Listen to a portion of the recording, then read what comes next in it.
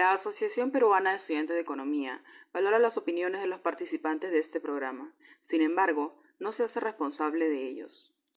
Hola, ¿qué tal? Bienvenidos a Conversemos de Economía, el espacio donde comentamos y analizamos la información y hechos más relevantes de lo que acontece en el Perú y el mundo en los últimos días. Mi nombre es John Pérez González y soy estudiante de la Universidad Católica Santo Toribio de Mogrovejo, USAT, en Lambayeque, y el día de hoy me encuentro acompañado de Nicole Prado desde la capital de la amistad, Chiclayo, y de Leonardo Malqui desde la capital de nuestro país.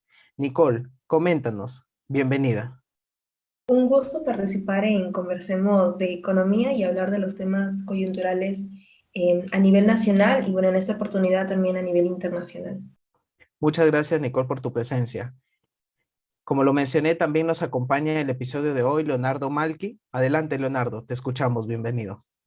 Gracias, John. Gracias a todas las personas que nos escuchan el día de hoy. Aquí encantado de estar en este espacio para poder comentar lo más relevante del quehacer económico, tanto nacional como mundial. Muchas gracias, Leonardo. Muchas gracias, Nicole, por su presencia el día de hoy. Bueno, chicos, como se comentó al inicio, hoy día vamos a dar apreciaciones respecto a varios temas el día de hoy. Iniciamos primero con un tema muy polémico, triste y sobre todo muy preocupante, como lo es el conflicto entre los países de Rusia y Ucrania, que incluso fue un tema del episodio del podcast anterior de Pausa Económica. Entonces, vamos a tratar de comentar este tema, qué nos parece, cuál es la apreciación que tenemos respecto a dicho tema y como posición de futuros economistas también. Para contextualizar un poco, chicos, hay que recordar que este conflicto entre Ucrania y Rusia se encuentra inmerso más o menos entre los años de 2014. Claro está que viene desde mucho antes, pero este conflicto sobre todo se da a notar en este año, ¿no? Algo muy importante a tener en cuenta es que este conflicto va más allá de lo territorial, implica muchos temas políticos, acuerdos, implicancias y sobre todo poder económico, que en este caso es muy notable por el país de Rusia. Bueno, básicamente, chicos, algo que comentar respecto sobre todo a la parte geopolítica y territorial es que Crimea regresa a las tierras rusas debido a que dicho país tomó estas tierras cuando el presidente de Ucrania, que en ese entonces, bueno, huyó del país literalmente. Dicho territorio se caracteriza sobre todo porque se encuentra en la principal base naval de Rusia, e incluso antes de poseer este territorio, Rusia pagaba una tasa anual a Kiev, que en este caso al pertenecer o al retomar este territorio ya no lo va a pagar, y lo cual impacta positivamente dentro de la economía de Rusia. Entonces, desde el comienzo, sobre todo de la llamada guerra del Donbass, sobre todo la OTAN, que ha sido un gran acusador, sobre todo a Rusia, de apoyar militarmente sobre todo este país, ha realizado diferentes conversaciones, incluso se ha realizado también diferentes conversaciones con respecto a ambos países. Sin embargo, en realidad ha sido en vano, ya que no se ha llegado a un acuerdo en específico.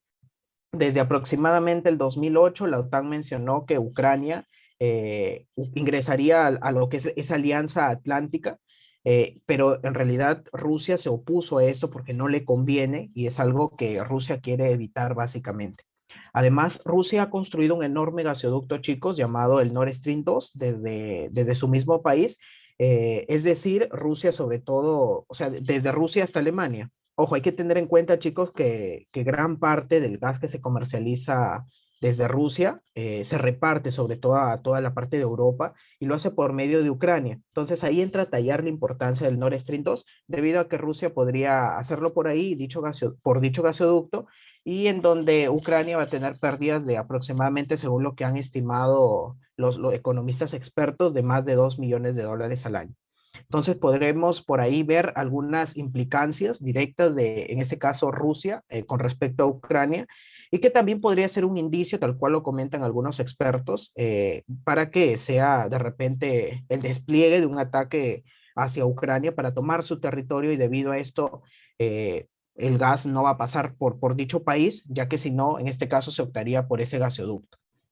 Entonces, en base a esto, contextualizando un poquito cómo se ha venido reflejando este conflicto, es que nace esta terrible acusación que se realiza para ambos países por todo lo que estamos viviendo en la actualidad, y sobre todo que este terrible acontecimiento ha causado la vida de muchas personas, sobre todo del país ucraniano.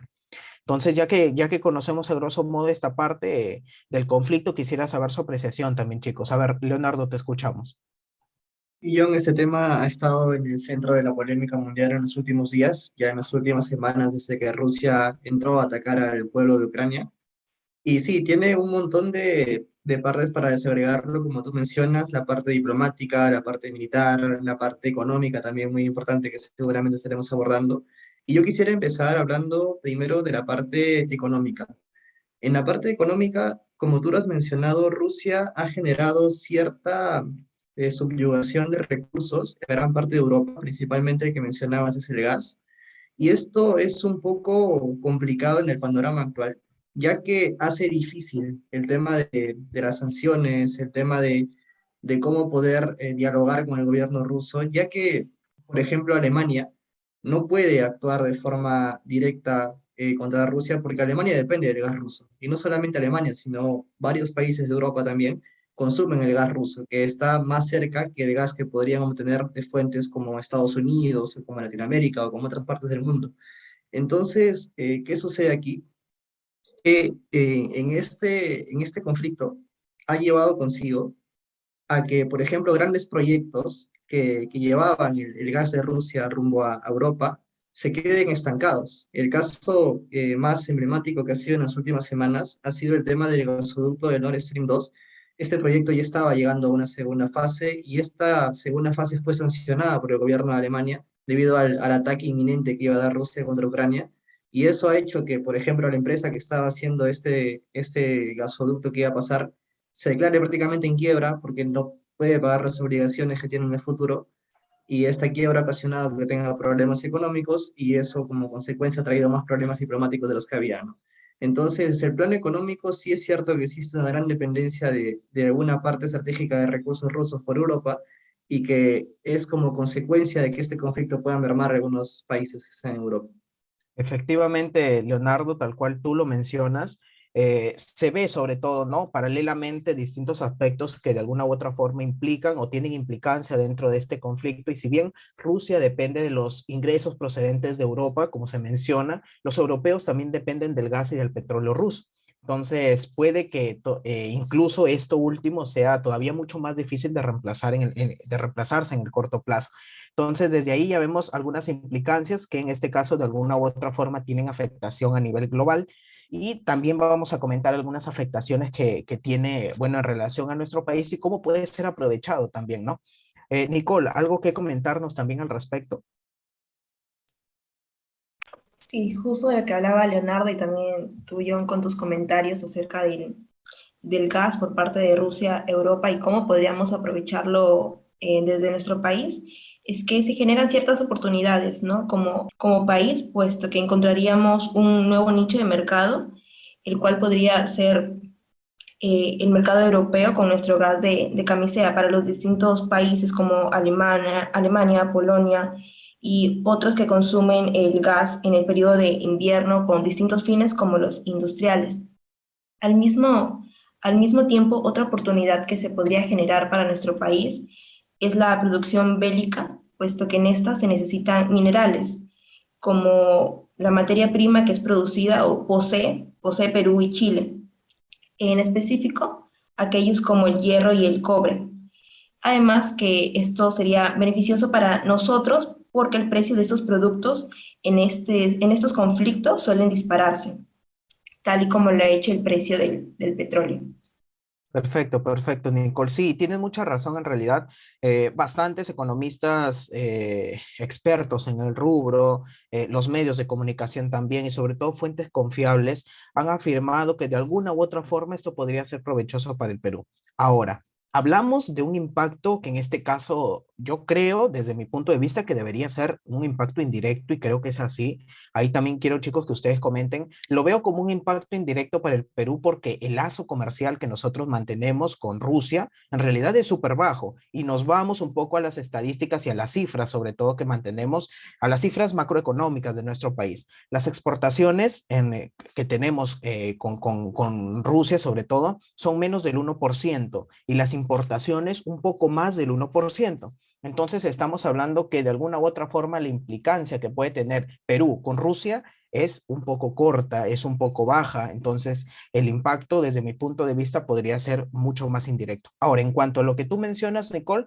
simplemente se podría agregar también de que lo que mencionas puede variar, ¿no? Y eso va a depender sobre todo de cómo esté avanzando, en este caso, el conflicto, cómo se den también las medidas, cuáles sean, en este caso, las sanciones que ya se han colocado de alguna u otra forma para que paralicen los ataques, en este caso Rusia hacia Ucrania. Sin embargo, los resultados aún no son tan notables y creo que este conflicto, esperemos, llegue a su final en este caso, para evitar de que ambos países se vean afectados. Nicole, ¿estás a favor en que sea un impacto indirecto? ¿Te parece que en realidad es un impacto directo? ¿Cuál es tu apreciación al respecto, Nicole?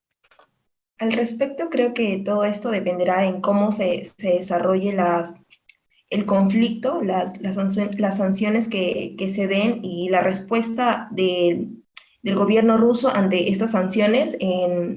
En unos diarios, el gobierno ruso decía que estaba totalmente preparado para estas sanciones, que contaba con la estabilidad y pensaba garantizar la estabilidad del sistema financiero ante cualquier nueva sanción y las amenazas que ya se han dado. Por lo tanto, dependería de esas acciones. Y algo que me parece interesante comentar en cuanto a este conflicto, que no se ha visto en otros conflictos bélicos de años atrás, es que estas sanciones también se les suman en el sistema financiero lo que tiene que ver con las criptomonedas. Justo leía que en Coinbase y Binance se ha pedido que estas dejen de estar en lo que es el territorio ruso para los rusos, porque al mantenerse en Rusia, no se debilitan los intentos occidentales para aislar a Moscú. Sin embargo, han comentado las personas de Coinbase y Binance que no lo aplicarán a menos que el gobierno de Estados Unidos decida imponerle. Lo que se ha instado es que las principales bolsas de criptomonedas prohíban sus servicios, como comentaba, en Rusia, porque de esta manera se puede evitar que entidades sancionadas eh, aparquen, ¿no?, sus activos en las criptomonedas. Sin embargo, estas insisten en que están bien equipadas para cualquiera de estos actos.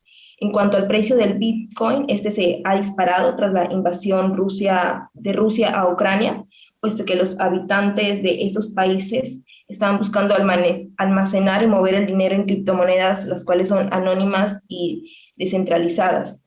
Y en cuanto a las sanciones que mencionaban mis compañeros, autoridades del gobierno de Ucrania comentan que sí están funcionando. Un comentario que me pareció importante de una de estas figuras es que en Ucrania la gente ahora está haciendo cola para recoger armas, en cuanto a Rusia están haciendo cola para sacar dinero en cajeros. Es una frase con la que me quedo.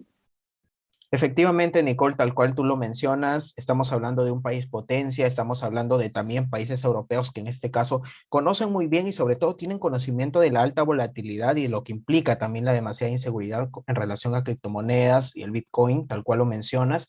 Pero hay que tener en cuenta, y reafirmo también lo que mencionas, Nicole, en que Rusia está muy bien preparada, es un país potencia, es un país que posicionalmente ante los demás países europeos y en el mundo tiene un muy buen respaldo económico. Entonces, estamos hablando de que Rusia está mejor preparada que la mayoría de los países para, sobre todo, capear las sanciones que en este caso se le asignen y que no es tan mal que se le asigne en realidad porque lo que se busca es que paralice sus ataques a Ucrania. Y algo que también es importante acotar en relación a esto es que Rusia tiene un enorme superávit de cuentas corrientes y ha acumulado sobre todo reservas históricas en moneda extranjera por 620 mil millones de dólares. Entonces, si hablamos por ahí de que Rusia es un país potencia que puede de alguna u otra forma pagar esas sanciones, con ese dinero incluso es muy suficiente para cubrir casi 2 años de importaciones. Entonces, estamos hablando de un país potencia que en este caso las sanciones deberían ser, desde mi punto de vista, mucho más drásticas para que se vea acorralado este país y de alguna u otra forma el presidente pueda dar un paso al costado y dejar, en este caso, los ataques que se está realizando con el país ucraniano. Leonardo, también tú, ¿qué opinas al respecto en este caso? Y desarrollando el punto que mencionabas, es cierto, Rusia tiene una solidez económica en algunos sectores para poder aguantar esta carga de sanciones que ha recibido. Y un punto adicional que quisiera comentar es que China, que es actualmente una de las mayores potencias del mundo, ha manifestado una tendencia neutral ante este conflicto, no se ha manifestado a favor ni de Rusia ni en la defensa de Ucrania. Y esto porque es importante, porque China, por la cercanía geográfica también, mantiene lazos muy fuertes con Rusia. Su economía está muy ligada a la economía rusa. De hecho, a Rusia le afectaría mucho que las sanciones vinieran por parte de China. Sin embargo, al no ser así, al no darse esas sanciones de ese lado, tiene como que un colchón fuerte sobre el cual reposar el país de Vladimir Putin, y eso le da un alivio económico ante las sanciones que está dando Occidente. Además que estas sanciones que viene detallaba el presidente Biden en la conferencia del Estado de la Libertad, que no han atacado sectores estratégicos rusos. Por ejemplo, el sector energético, que es pilar de la economía rusa, no lo han podido atacar. ¿Y por qué no lo atacan? Porque es lo que hablaba en mi primera intervención, el mundo, en gran parte, Europa sobre todo, depende de la energía rusa, no solamente para el combustible de los automóviles, sino también para el funcionamiento de la propia industria. Castigar el sector energético de Rusia sería castigar sus propias economías. Por tanto, ha sido complicado que para las economías de Occidente sancionar el sector energético de Rusia. Entonces, todavía el sector económico de Rusia, si bien ha sido golpeado de forma financiera, ya lo mencionaba Nicole en el tema de que mucha gente se va a refugiar en criptomonedas, en el sector real todavía no ha tenido un impacto fuerte que lo obligue a menguar los efectos que está teniendo y a poder parar el ataque que está realizando en este momento. Sí, Leonardo, efectivamente, por ejemplo, ¿no? Tú tal cual lo mencionas, en este caso, de repente no se han realizado algunas sanciones por el lado energético y por el lado, en este caso, sí se ha visto reflejado por el sector financiero, como lo mencionaba Nicole también. Y es que, por ejemplo, ¿no? A Rusia lo han excluido de verdad de muchos bancos, en realidad se ha excluido de muchos bancos rusos del sistema SWIFT, bueno, que es la Sociedad Internacional de Transacciones Financieras, y esto, mirándolo así básicamente desde un perfil, desde nuestra posición, creo yo que eso le dificulta la comercialización a Rusia. Claramente impacta la economía de Rusia e indirectamente, o por no decirlo directamente, también impacta la economía, en este caso, de toda Europa. En relación a lo que mencionas también, es importante, chicos, ¿ustedes cómo ven el tema del gas? Ahora, se sabe que Rusia produce más o menos el 18% del gas a nivel mundial, el petróleo el 12% a nivel mundial. Entonces, ¿cuál es su apreciación también respecto a eso? ¿Cómo va a impactar sobre todo a nuestra economía y alrededor del mundo, chicos? Yo creo que en cuanto al gas, es un recurso que no tiene un sustituto directo en el consumo europeo, sobre todo allá porque lo usan para artefactos más desarrollados. Creo que va a ser muy difícil para Europa, sobre todo, poder suplantar el gas ruso, debido a que pueden comprarle gas a Estados Unidos, que es un gran productor también, pero ya que el proceso de transporte de este es más tedioso, es más largo, requiere costo de transporte, costo de procesos para poder convertir el gas en algo que sea transportable, hace que el precio sea aún mayor y para el beneficio y el bienestar de la población europea es peor. Entonces, yo creo que en el largo plazo, un sustituto que le dé el mismo nivel de bienestar económico a la población europea, creo que no va a ser fácil de encontrar. De hecho, los planes económicos apuntaban a hacer incluso más fuerte la transferencia de gas de Rusia hacia Europa a través de más canales, a través de más acuerdos, y bueno, en este momento todo eso ya se rompe, y yo creo que va a ser bien difícil encontrar un sustituto de que venga de otra parte. Se hablaba también, ¿no? Y ya lo mencionaba Nicole en una intervención, de una oportunidad para los países en desarrollo de poder venderle gas, no a Rusia, no a los países en guerra, sino a los países que dejarían de comprarle a Rusia, Perú entre ellos, pero aún así creo que aún con esa oportunidad, el hecho de la lejanía y el transporte y los costos que todo ello requiere va a ser bien complicado para mí que puedan suplantar el gas que hasta ahora venía transaccionándose en el mercado europeo. Exacto, exacto, Leonardo. Y sobre todo, bueno, para irnos un poquito a los datos y lo que estuvimos mirando en las noticias pasadas, por ejemplo, el barril de petróleo Brent estaba en creo que ya ha llegado a los $120 y eso en realidad nos afecta a nosotros como peruanos, ya que nosotros importamos productos energéticos y ello implica también costos agregados a lo que importamos.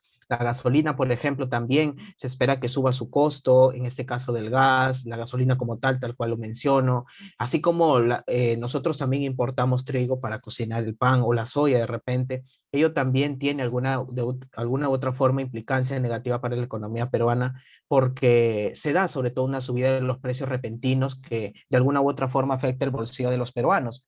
Entonces, en este caso, tal cual tú lo mencionas, buscar sustitutos para ellos, en realidad, mirándolo desde el punto de vista de nuestro país, es muy difícil. Incluso, chicos, escuchaba, perdón, cómo comentaba un economista la vez pasada, que nosotros podemos de alguna u otra forma subsanar este precio, este precio que afecta el bolsillo de los peruanos en relación al costo del gas. Y mencionaba, ¿no? Que de alguna u otra forma nosotros podemos evitar eso por medio del gas de camisea. Entonces, acudimos a los datos para ver si eso es cierto o no. De alguna u otra forma puede subsanar. Entonces, yéndonos a los datos un poquito, podemos nosotros visualizar que en este caso los peruanos, más del 70% de la población no usa gas de camisea e incluso usa el gas de balón. Entonces podemos mirar desde ahí nomás que en este caso el precio puede seguir incrementándose, que en este caso los afectados van a ser los peruanos, que en este caso la canasta familiar y el costo de vida, sobre todo para vivir en nuestro país, se va a ver también de alguna u otra forma afectada. Nicole, te escuchamos. En efecto, como comentan ambos, se está viendo la subida de los precios del petróleo de manera global y por ende o por consecuencia la de los combustibles. Y esto por los costos logísticos que ocasiona eh, el conflicto bélico y que ya Rusia no pueda eh, transportar el petróleo o enviarlo a lo que es la Unión Europea. Y esto lo que va a hacer principalmente es presionar lo que es la inflación en el mundo, algo que ya se estaba viendo, y lo que nos queda es esperar a las decisiones del gobierno estadounidense en cuanto a las cuestiones monetarias para hacer frente a esta inflación que se nos viene, que sobre todo afectará a las familias finalmente. Sí, Nicole, tiene mucha razón en realidad a eso. Lamentablemente, tal cual lo mencionan algunos economistas, estamos frente a un proceso inflacionario mundial de repente, pero paulatino. O sea, estos efectos se van a ver a posteriori, ¿no? No necesariamente en lo que está pasando ahorita. Y es también el motivo por el que los bancos centrales no se sienten de alguna u otra forma inclinados a adoptar medidas por los sucesos de Ucrania, por los sucesos de Rusia también, y se están no se puede decir que ellos están demorando de repente los ajustes o de repente acelerando la respuesta para generar la contención de una mayor inflación general. Entonces, eso también se implica porque de alguna u otra forma ya se está viendo de que los mercados de valores globales siguen a la alza con respecto al año pasado. Entonces, los datos estadísticos, los datos macroeconómicos, las cifras macroeconómicas no están de alguna u otra forma teniendo repercusión negativa del todo, sino algo, como ya lo mencionaba yo desde mi punto de vista, algo mucho más indirecto. Por el lado de las MIPES también se puede hablar de alguna u otra forma de que más o menos el 33% y el 24% de las MIPES, tanto para el año 2021 y el año anterior respectivamente, sí tuvieron de alguna u otra forma alguna implicancia en relación a que realizaron envíos a Rusia. Por ejemplo, ese 24% del cual lo hablaba, realizaron envíos a Ucrania. Entonces, estas empresas podrán ahora hacer estos envíos de acuerdo a cómo están suscitándose, en este caso, el acontecer en estos países, este conflicto. Entonces, también estamos viendo que indirectamente algunas MIPES se ven afectadas. No sale a la luz totalmente porque en este caso estamos hablando de menos de las 3/4 partes de nuestra población. Sin embargo, se podría de alguna u otra forma también comentar, chicos. Algo que acatar, Leonardo, de repente, ya para cerrar este primer bloque de Conversamos de Economía.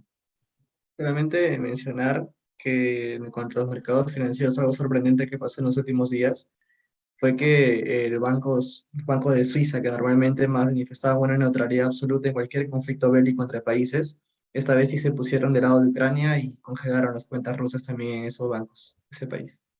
Sí, efectivamente, y eso de alguna u otra forma dificulta la comercialización de Rusia también, que iba a impactar en la economía de toda Europa. Nicole, ¿algo que comentarnos para culminar ya esta primera parte de Conversamos de Economía? Sí, como se comentaba en el podcast anterior de Pausa Económica, en el episodio anterior, lo que se espera es que este conflicto bélico termine en acuerdos diplomáticos, más por las numerosas vidas que está costando para ambos países, en especial a Ucrania, y que los efectos económicos sean los más mínimos y confiar en las autoridades de los bancos centrales de cada país. Efectivamente, tal cual lo mencionan chicos, este es un evento que implica muchos factores, es un tema muy extenso el cual se tiene que comentar y analizar desde diferentes puntos de vista, y tal cual nosotros nos pronunciamos desde la Asociación Peruana de Estudiantes de Economía. La guerra no soluciona nada, al contrario, es causante de atroces acontecimientos que dañan a quienes habitan en dichos países, y sobre todo se ve una repercusión no solo a Europa, no solo a los países que en este caso son protagonistas, sino también a nivel mundial. Los dejamos con este pequeño mensaje, no sin antes recordarles una frase del escritor estadounidense Ernest Hemingway, en donde nos menciona: jamás piensen que una guerra, por necesaria o justificada que parezca, deja de ser un crimen. Regresamos en unos instantes, chicos. ¿Qué te está pareciendo el podcast de hoy? Déjanos tus comentarios y recuerda que los podcasts los publicamos los días martes y sábado. Bueno, chicos, vamos a iniciar este segundo bloque de Conversemos de Economía. Y otro de los temas que no podemos dejar de comentar es el caso de Carolyn López Arredondo y su lazo con el actual presidente de la República, Pedro Castillo. Ojo, muchos no conocíamos de esta persona, sin embargo, ahora resulta que en Palacio de Gobierno ya se ha afirmado que ha tenido 3 veces reuniones con el presidente Castillo y también con el exsecretario del mismo. Ahora, Carolyn López afirma que dichos acontecimientos implican directamente al presidente de la República, Pedro Castillo, esto porque es la protagonista de esas reuniones nocturnas de las cuales en los últimos medios noticieros estamos ya nosotros más o menos contextualizándonos. Esto debido sobre todo a que las empresas o parte de las empresas que ella asesora o integra o es parte de un consorcio, que en este caso ganó un millonario contrato con el Estado peruano. Entonces, podemos hablar de corrupción, hay tratos por debajo de la mesa y que actúan de repente estas personas al margen de la ley. ¿Qué opinan, chicos? ¿Estamos hablando de un caso de corrupción desde su punto de vista, o simplemente estamos hablando de repente de procesos legales que deben aclararse para recién poder afirmar ello? Yo creo lo segundo, la verdad. Creo que todo proceso legal, toda acusación tiene que recibir un proceso adecuado. Creo que este gobierno ha venido recibiendo críticas en todo momento, también justificadas, otras también de la oposición que siempre está presente. Es delicado el tema, la verdad. Este gobierno ha venido cumpliendo muchas irregularidades en todo ese tiempo, que es muy corto, la verdad, pero sí ha tenido bastantes irregularidades. Y bueno, tendrá que investigarse este caso. Ya saldrán más investigaciones a la luz, tanto por la prensa como por parte de la Fiscalía y los entes de fiscalización. Pero creo que habrá que primero aclarar el tema antes de todavía poder tener con certeza un juicio, ¿no? Y si en el caso se ha incumplido el delito que se le acusa, que reciba las sanciones correspondientes. Sí, efectivamente se comprende, Leonardo, también, pero también dentro del podcast vamos a comentar algunos indicios del cual nosotros podemos estar de alguna u otra forma hablando de un proceso de corrupción, y también por los cuales dentro de todo lo que es el gobierno peruano ha generado una inestabilidad política tremenda que ha traído diferentes causales, como en este caso el proceso de vacancia al presidente de la República. Nicole, ¿algo que comentarnos en relación a ello? Bueno, John, como hemos visto, Pedro Castillo ha dado distintas versiones públicas en las diferentes entrevistas que ha tenido, y más que el costo económico que puede tener esta percepción de corrupción, y más que las implicaciones legales, es cómo afecta esto de la corrupción o su percepción en el desarrollo económico, y no solamente en este tema actual de Pedro Castillo, sino que hemos visto en el Perú desde muchos años atrás, puesto que la corrupción eh, debilita lo que es el ambiente de negocios y distorsiona de cierta manera los incentivos de tener una economía de mercado, lo que buscamos, puesto que al darse la concesión de estos proyectos, por ejemplo, haciendo que estos dependan a quienes se les den de aquella empresa que ofrece más dinero al encargado o al funcionario de turno, hace que la libre competencia ya no opere. Y esto porque no gana ya la firma con el mejor servicio a menor costo, sino aquella que ofrezca el soborno más grande o cuyos dueños sean amigos del funcionario de cargo. Y esto en consecuencia también genera que haya menor inversión privada nacional, tanto como extranjera, puesto que las empresas que no quieren incurrir en estos sobornos dejan de invertir porque no quieren competir con aquellas que sí quieren incurrir en estos sobornos. Según el Fondo Monetario Internacional, un dato interesante, estima que para que un país con problemas de corrupción, el fortalecer su marco institucional incrementaría la inversión privada en 5% y sabemos que la inversión privada genera en consecuencia empleo. También otro tema de esto de la corrupción y el desarrollo económico que hemos visto y somos conscientes, creo que se hablaba en uno de los podcasts, es que genera malas decisiones, es decir, decisiones ineficientes en relación a quienes entregan estos proyectos y solamente por conseguir dinero ilícito, ¿no? Por ejemplo, más que más el daño o el costo es más que el soborno, sino la inversión que se pierde al darse estos proyectos a firmas que tienen deficiencias en la ejecución. Y eso lo hemos visto con las infraestructuras de distintas carreteras y la pobre infraestructura de los colegios.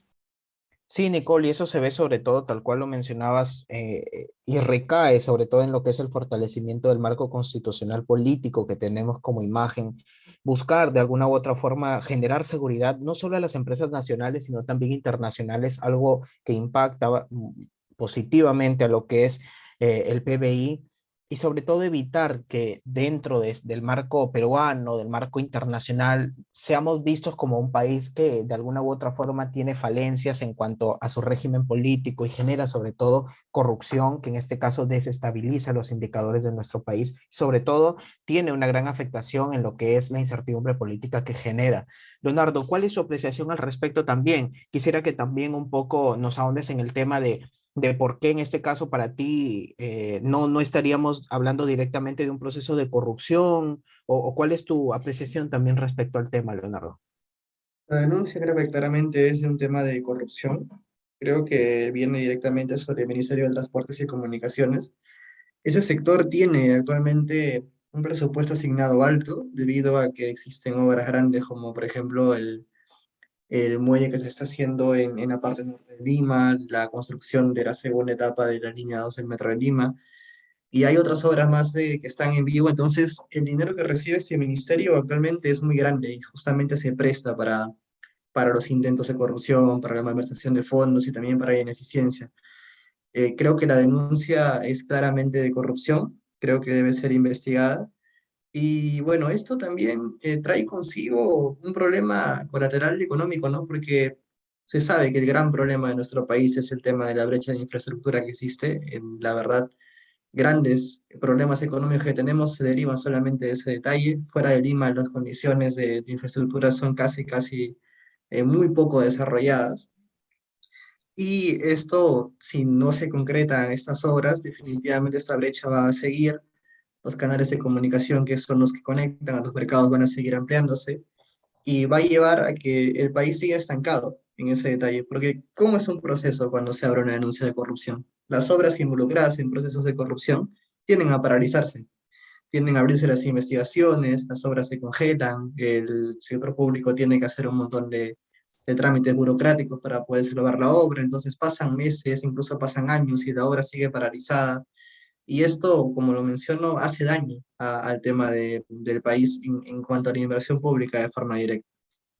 Efectivamente, Leonardo, y algo también que comentar, chicos, es que en este caso estamos frente a personas que están por encima o que tienen cargos por encima de otros y que son muy incapaces a la hora de poder tener este acercamiento y que generan mucha inestabilidad política. Tal es el caso de quien estamos hablando, Carolyn López, fue acusada y denunciada de estafa al dar cartas de empleo falsas, netamente falsas. Entonces, el acercamiento que ha tenido con el presidente Castillo sí puede dar indicios desde mi punto de vista de procesos de corrupción. ¿Y por qué lo menciono? Ahora, contextualizando también un poco el detalle de lo que estoy mencionando, chicos, es que Carolyn López se reunió 3 veces con el presidente Castillo. Básicamente fueron las fechas que ya han sido comprobadas también, el 28 de agosto, el 17 de octubre y luego el 18 de octubre. Luego de esos 4 días, aproximadamente ya el 22 de octubre, el consorcio Puente Tarata A3 ganó una contratación para la construcción de un acceso vial del río Guayaga.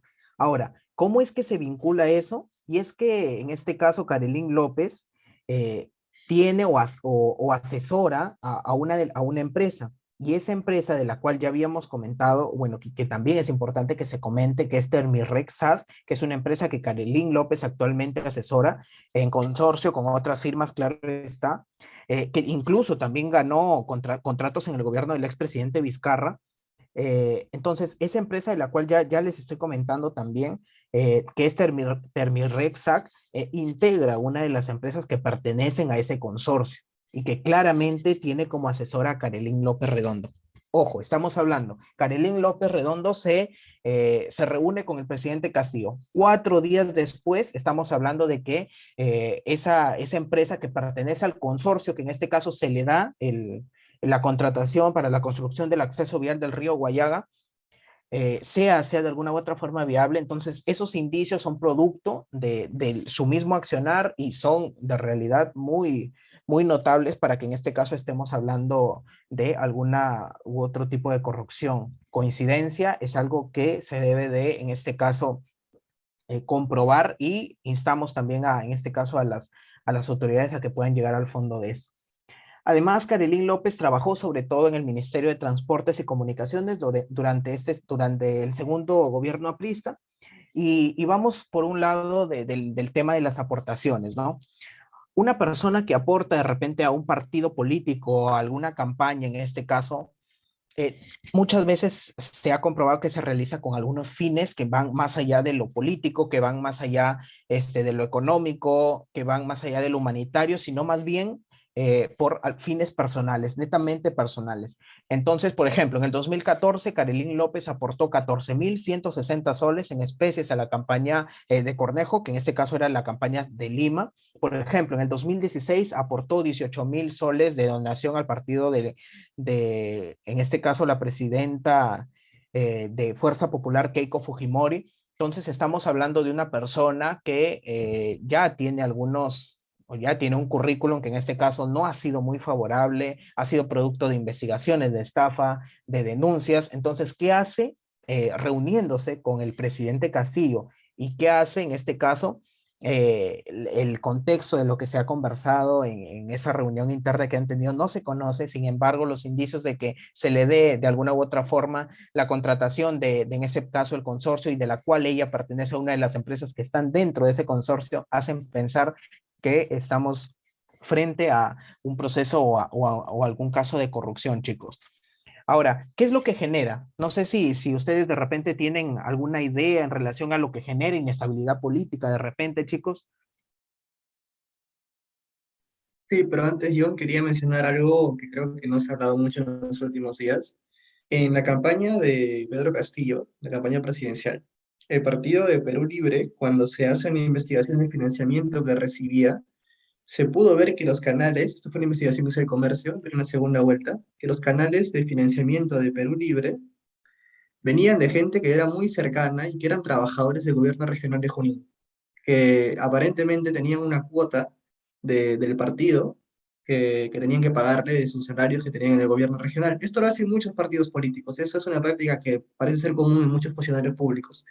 Pero el detalle un poco sospechoso era que dentro de la boleta de pago de esos trabajadores públicos del gobierno regional de Junín figuraba una partida extra, que era como que bonificaciones, que son partidas que no tenían como una justificación por un servicio, por un trabajo dado, sino que tenían simplemente la partida de bonificaciones. Y estas bonificaciones no eran bonificaciones pequeñas, eran bonificaciones de miles, que seguramente se usaban de ahí para financiar la campaña política del actual presidente Castillo, ¿no? Y es muy curioso porque muchos de esos nombres que fueron vinculados a ese gobierno regional de Junín están actualmente investigados por la Fiscalía. Fue muy sonado el caso de los dinámicos del centro, mucha gente está vinculada ahora a ese escándalo de la declaración de Karenín López. Entonces, creo que lo que tú mencionaste de cómo se tejen a través de los partidos, presuntamente estos financiamientos para después conseguir réditos económicos, creo que sí, creo que hay una sospecha grande de que ha sucedido otra vez en este caso. Ya para terminar con el tema y ver la inestabilidad política y más que genera estos casos o presuntos casos de corrupción, podemos ver que el Fondo Monetario, bueno, un dato importante es que el Fondo Monetario Internacional menciona que este tipo de actividades a quienes más afecta es a los pobres, un sector del cual Pedro Castillo hablaba mucho en su campaña, dado que este tipo de actos afecta a lo que es la actividad económica general, obviamente, pero sobre todo genera que la focalización de programas sociales no sean focalizados de la manera correcta. Y también, como hablaba Leonardo, de la infraestructura y del paro de distintos proyectos, esto genera el bajo gasto en salud y educación y los servidores públicos, sobre todo pues para los pobres, como comentaba. Efectivamente, Nicole, estamos nuevamente ante casos de inestabilidad política. Tenemos, sobre todo, índices de aprobación del presidente Castillo que sobre todo han disminuido incluso en zonas donde ya lo apoyaban al inicio de su proceso de elección. Ha causado también en este caso que se inicien procesos para la vacancia presidencial. Se han realizado incluso también aglomeraciones sociales en relación a convocatorias de marchas a favor de la vacancia, sobre todo en departamentos o regiones como la de Lima, Arequipa, eh, y ese desorden genera sobre todo lo que mencionábamos, ¿no? Inestabilidad social, inestabilidad política, y efectivamente es imposible no mencionar que quien lidera el Perú muestra demasiada incapacidad para gobernar y se prioriza muchas veces otros temas como el que se suscitó sobre todo el pasado 1 de marzo, en donde el presidente Castillo aceptó la renuncia del ministro de Transporte, y aunque ha tenido duras cuestiones, y en realidad hemos conocido y somos testigos de cómo ha tenido implicancias de corrupción, y en realidad no ha hecho nada por gobernar esa cartera ministerial, y muy preocupantes en realidad para el Perú, lo despiden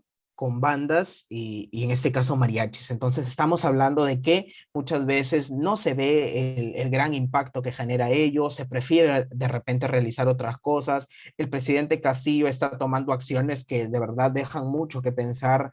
Las personas están teniendo mucha preocupación en el tema. Estamos frente a una persona que prefiere quedar bien ante sus amistades y que en este caso va en contra también de la ideología que él siempre proclama, que es primero el país, pero en realidad estamos viendo que primero son sus intereses. En base a ello, instamos a que se realicen las investigaciones correspondientes y se sancionen a los causantes de dicho procedimiento de afirmarse que estemos frente a un caso netamente de corrupción.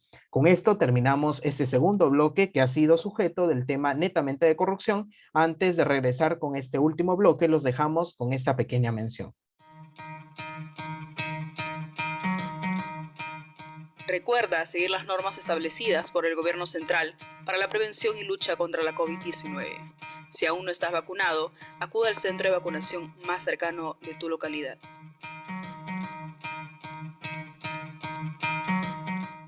Bueno, chicos, ahora vamos a iniciar con esta tercera y última parte de nuestro bloque, de nuestro episodio, sobre todo de hoy, de Conversemos de Economía. En este caso vamos a hablar sobre la eliminación de las restricciones y que ya los negocios van a poder atender con el 100% del aforo, que recordemos se está dando desde el pasado lunes 28 de febrero por un periodo aproximadamente de 33 días, según el Ejecutivo lo ha mencionado. Entonces, chicos, me gustaría también saber su apreciación al respecto. En realidad se está hablando, si bien es cierto, de una reactivación económica como tal, pero hay algunos factores y algunos expertos también en el tema que de alguna u otra forma han mostrado oposición ante esta norma. ¿Cuál es su apreciación frente a ello, chicos? Ya en cuanto a lo que comentas, si bien tiene ciertas cuestiones negativas en cuanto a la salud, las podría tener, también es beneficioso para la reactivación económica, dado que con este 100% del aforo se espera también que un número de empleados aumente, más ahora que según datos del INEI, la población con PEA ocupada en Lima es aproximadamente de 60.000 personas que tienen que recuperarlo y también que muchas de estas ganan, una de tres personas en Lima Metropolitana gana por debajo del valor de una canasta básica. Es por eso que lo que yo espero particularmente de esta nueva medida es que el empleo mejore y más que el empleo, también la productividad de estas empresas. En efecto, Nicole, algo muy importante, se espera que se incremente el empleo, se espera que también en este caso se genere mayor productividad dentro de las empresas, se espera que se reactiven, sobre todo que las ganancias que tenían antes de la pandemia empiecen nuevamente a ser notables. Pero en este caso, algo muy importante que mencionar también es cómo el contexto en este caso, por ejemplo, el Colegio Médico del Perú y el ex ministro de Salud, Óscar Ugarte, también se pronunciaron y mencionaron que ellos literalmente estaban en contra de esta mención generada por el Ejecutivo. Leonardo, ¿cuál es tu apreciación también respecto al tema? Yo creo que la economía está en un momento donde necesita ese impulso de reactivación. Creo que si bien las restricciones sanitarias en un primer momento fueron muy necesarias, creo que ahora ya no tanto.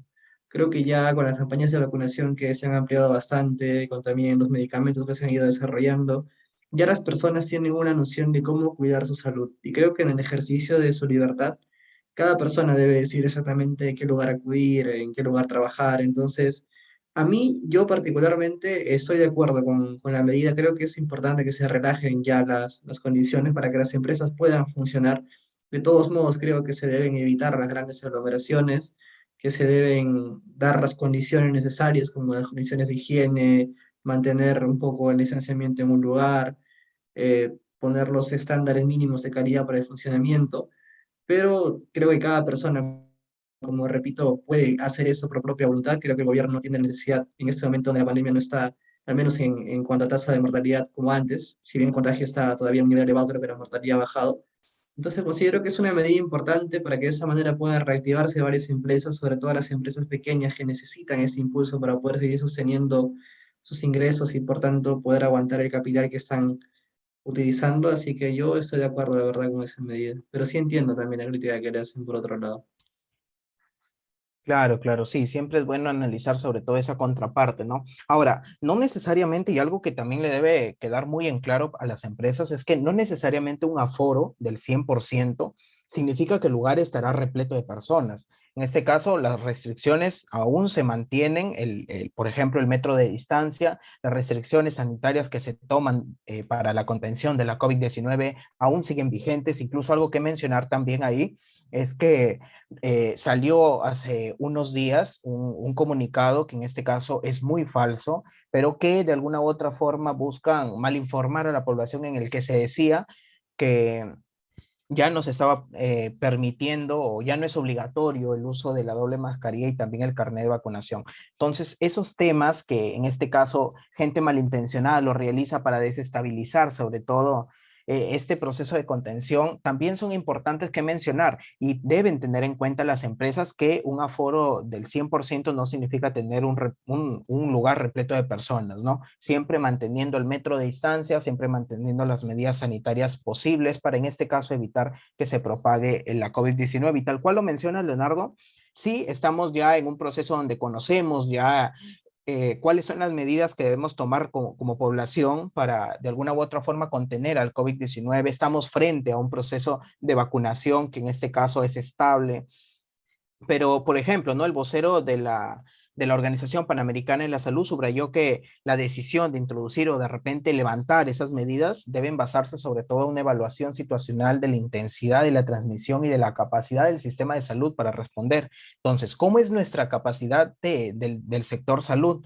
cómo estamos frente a esa contención, cuáles son las medidas que se están realizando. Por ahí también se lanzan dudas respecto a los colegios, si de repente ellos también van a tener que acatar esta norma de que de repente se tiene ya el aforo al 100%, y lo cual es muy negativo, y lo cual también debemos de desmentirlo, ¿no? Porque en este caso los colegios, y la cual también se pronunció Hernán Condori, que en la medida de que cambien los protocolos, el sector educación va a tener recién que adecuarse a los protocolos que en este caso se dictaminen.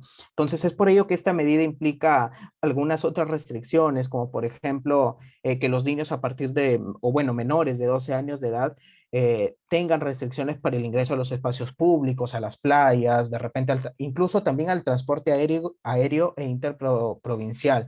Entonces, esos temas del cual también nosotros empezamos a comentarlos implican que genere una polémica, ¿no? Si en este caso estamos o no de acuerdo en que se hayan eliminado estas restricciones. Ahora, ¿cómo es el tema de las discotecas también, no? Porque hay muchos sectores que en este caso no respetan las normas, y no sé si el proceso de fiscalización se está dando también correctamente. Chicos, ustedes desde su experiencia han podido de repente visualizar algunos lugares que en este caso no estén cumpliendo con estas medidas que ha dictaminado el Ejecutivo. En efecto, yo he sido testigo de esto, no en lugares públicos como malls o centros recreativos, pero sí lo he visto en las zonas donde sí es un poco informal el comercio, como los pequeños mercados que existen en distintas ciudades. Creo que esos puntos son donde más se concentra la gente, y lo que sugeriría es que, si bien esto del aforo, como comentábamos, es un apoyo para la reactivación económica, sobre todo para las pequeñas empresas en las cuales la mayoría de la PEA de nuestro país se encuentra, es invitarlos a seguir con las normas y las reglas higiénicas que nos dictamina el Ministerio de Salud, para así poder seguir con el crecimiento económico que se espera, al igual que los otros países también. Perfecto, perfecto, Nicole.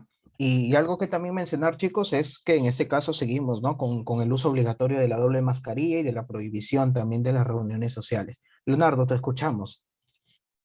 Yo de verdad considero que eso sí se podría todavía restringir un poco. Creo que las actividades prioritarias de reactivación económica sí deberían liberarse absolutamente, pero creo que las actividades que sí generan una aglomeración fuerte, un contacto directo, como es en este caso de escenarios, sí deberían tener algún tipo de restricción. Quizá no en su prohibición absoluta, pero sí en su funcionamiento.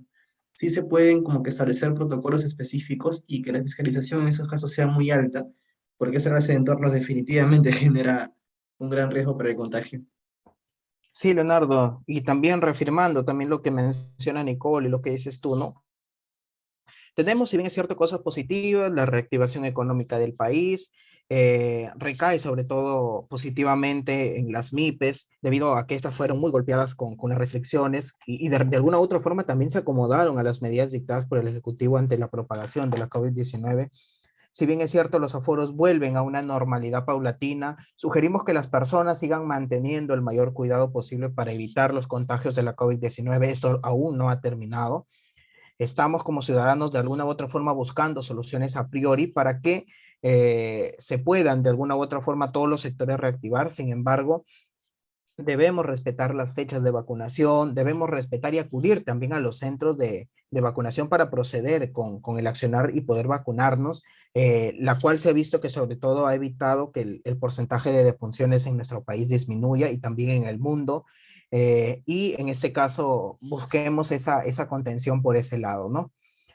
Muy bien, chicos, hemos llegado a la parte final de este episodio de Conversemos de Economía. Agradecemos la presencia de Leonardo Malqui Barzola y Nayeli Nicole Prado Robledo. Básicamente han sido muy concretos a la hora de comentar el día de hoy acerca de estos tres temas de los cuales nosotros hemos traído a colación. Y es importante también que, chicos, nos puedan de alguna u otra forma dar algunas palabras de cómo ha sido esta experiencia dentro de. Nicole, te escuchamos. Nuevamente agradecida por la invitación. Es importante tocar esos temas a nivel nacional y también internacional, porque de cierta manera nos afectan, y siempre mantenernos activos en cuanto a los sucesos. Tal vez no físicamente, pero sí a través de información confiable. Así que espero nuevamente estar en otro episodio próximamente. Muchas gracias. Muchas gracias a ti, Nicole, por la presencia el día de hoy. También, Leonardo, no sé si nos quieras dar de repente algunas últimas palabras, también te doy el pase para que puedas hacerlas. Muchas gracias por la invitación. Hemos hablado aquí de temas muy importantes, la verdad, desde el contexto internacional, al problema local, las restricciones y todo. Creo que es importante siempre estar al tanto de estos temas porque quieras o no repercuten en el quehacer diario de las personas. Son temas que van a estar en desarrollo y probablemente los podamos sacar otra vez en otra oportunidad. Y encantado de haber estado aquí, encantado de que toda la gente que nos escucha se haya llevado una buena información y pueda generar opinión también propia sobre el debate y sobre cualquier tema de interés. Muchas gracias, chicos, por su presencia el día de hoy. Recordamos también a nuestros oyentes que nos pueden seguir en nuestras redes oficiales de APECO. En Facebook nos encuentran como APECO Peruana de Estudiantes de Economía, en Instagram como Asociación Peruana de Estudiantes de Economía, así como también nos pueden seguir en LinkedIn, nuestra página web, y no está de más decir que todos los episodios de Pausa Económica y Conversamos de Economía los pueden escuchar en Spotify y en YouTube. Agradecemos también a quienes nos han escuchado el episodio del día de hoy. Mi nombre es John Pérez González y conmigo será hasta una nueva edición de Conversemos de Economía. Hasta luego.